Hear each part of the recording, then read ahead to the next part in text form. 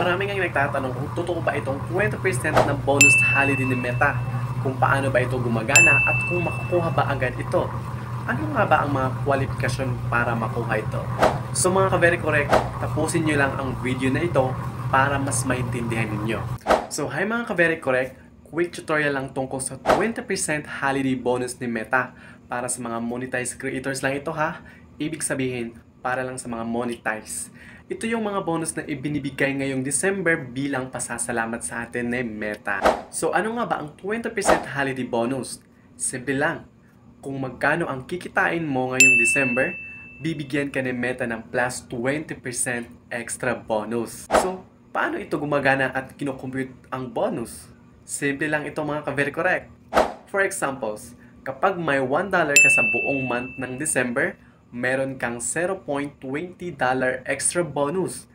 At kapag meron ka namang $10, meron kang $2 na extra bonus sa buong December yan. At kapag meron ka namang $50 sa buong December, meron kang $10 na extra bonus. So, ibig sabihin yan mga ka-very correct, kung ilan ang kinita mo sa buong month ng December ay i-compute yan kung ilan ang extra bonus na kinita mo.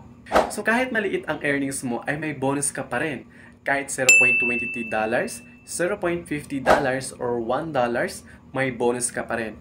Basta may kahit anong amount na earnings sa buong December, may 20% bonus ka automatic. So wala itong minimum amount ha, basta may kita ka lang, may bonus ka kaagad. Reminder lang ha, hindi ibig sabihin na may bonus ka sa dashboard mo, makukuha mo na agad. Kung $0 ang earnings mo sa December, ibig sabihin $0 pa rin ang bonus mo. So ibig sabihin, wala kang kita at wala kang extra bonus kapag wala kang earnings sa buong month ng December. Kailangan mo pa rin kumita ngayong December para may pagbabasihan si Meta at ma-activate at ma-add talaga sa payout ang bonus mo. So kapag nasa dashboard mo na yung bonus option, siguradong papasok yan basta may December earnings ka. So kailan ito makukuha? Simple lang yan mga ka-very correct. After ng December, kasama sa regular payout cycle mo. So disclaimer lang ha, very important ito mga ka-very correct. Ang bonus na ito ay nasa dashboard ng bawat creator at maaaring iba-iba ang amounts o availability depende sa bansa, account status o program invite.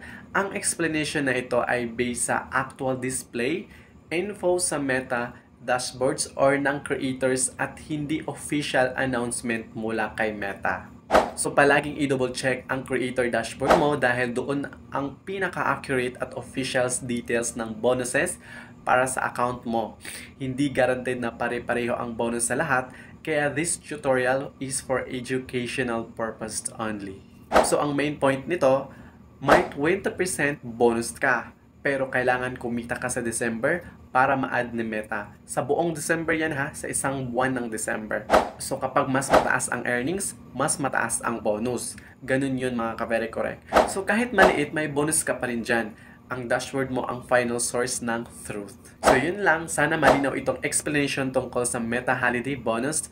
Para sa karagdagang information katulad ng ganitong mga content, follow for more creator tips. So don't forget, follow, like, and share, and comments naman dyan kung meron kayong natutunan dito sa ating tutorial tips na ito. I-follow nyo ako para sa mga susunod na mga tutorials at para alam ninyo kung ano ang mga hindi dapat at ang dapat gawin. So, yan ako to mga ka-very correct na. So, bye-bye! I hope you enjoy my tutorials video. Thank you! Mwah!